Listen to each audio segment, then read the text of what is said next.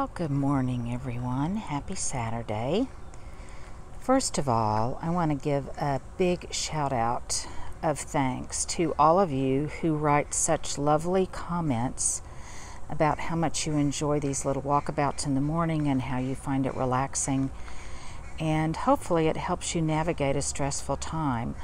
I know exactly what you mean. I found out yesterday that my darling daughter-in-law-to-be tested positive for COVID, and she's not feeling very well right now, though she is feeling better. So it is just a really frightening time, and so when you write to me and let me know that these are kind of helpful, it just makes me happy. Thank you, and it makes my day much, much better. So this morning, I want to talk a little bit about the Boston ivy that climbs on the guest house or the studio or the office, whatever we call it, in the back. This is actually attached to our detached garage. Again, this is a 1935 house. At one time, it was the servants' quarters, and there was just a very small area with a bathroom that was attached to the double garage. We took out a section of that garage and created an office. There's a wood-burning fireplace in there. There is a small kitchen area. There's a full bath in there. And at some point, after my husband cleans up his office, I will show you the inside. But for right now, I digress. Let me talk about this Boston ivy that grows on the outside. So you know that I like an English cottage look, and I think nothing speaks to kind of that cottage look like ivy growing on the exterior. This is Boston ivy. It looks rather like Virginia creeper, my nemesis, but this was planted intentionally, and it was planted at the base of the front of the office many, many years ago. And it does get rather rambunctious, and I'm intentionally not showing you how I work on it because I'm going to do that in a video that Stuart will help me with, and you'll actually see how I maintain control. I like the way that it grows. I like the skeletal outline of it on the fences and the gates. I love the way it frames the top of the structure itself and the way it, to a certain extent, obscures those nasty, horrid wires and cables that we have here in these old houses.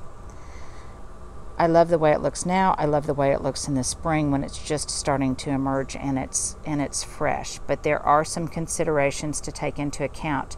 By the way, this is different than the English ivy that grows in the back, and I'll discuss that in another video. So I did intentionally plant this. Again, because I love the effect. You can see that it does get rather aggressive, and it starts climbing up the windows and around the frame. And I have to cut it back, and I'll show you how I do that. You can see some of the leaves are starting to brown tip. That's because it's starting to get very, very hot. And depending on how hot it gets, more of it will brown. But it's rather protected from this canopy of eastern redbuds that grows around the dining deck area. Now, some things to consider. And by the way, Stuart, at the end of this video, if you hang in there, he is going to attach a video that we shot for Southern Living around Christmas time from the front of the office and how we styled it at that point in time. And he's going to show you how this beautiful ivy changes color. And it turns these marvelous hues of plum and purple and red, and it's one of the reasons I grow it.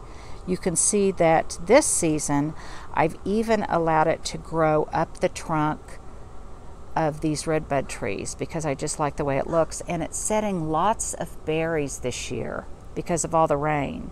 So I'm allowing it to stay in place. If I find that it gets overly, if it looks like it's starting to take over, I can easily pull it off. It comes off with no issues whatsoever. So it's easily controlled. But again, I love the effect of the way it crawls along and frames features of this building. So it crawls along the windowsill, it skeletizes on the gates, and also on my garage. So I'll show you the other side of the facade. Now, the downside of this is that towards the end of summer, like everything in Oklahoma, it starts getting very hot, very buggy, very dry, and this is prone everywhere I've seen it grown in Oklahoma, not just at my house. It gets very, very prone to whitefly. So I do a hard jet spray on it throughout the summer to just knock those critters off.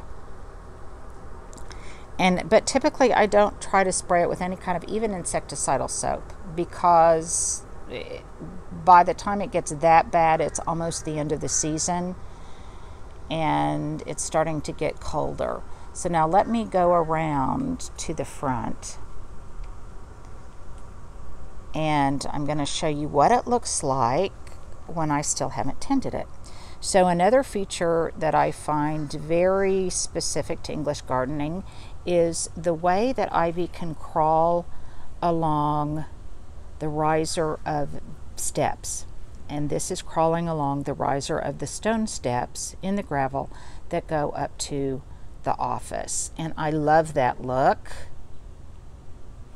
I like the way it kind of starts climbing up these large pots of Oakland Hollies. These are a Southern Living plant.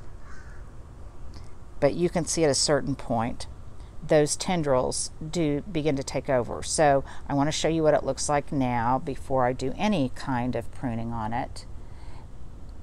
And then if I pan over here, you can see that it also is starting to grow on the other side, and it crawls along the top of the building itself.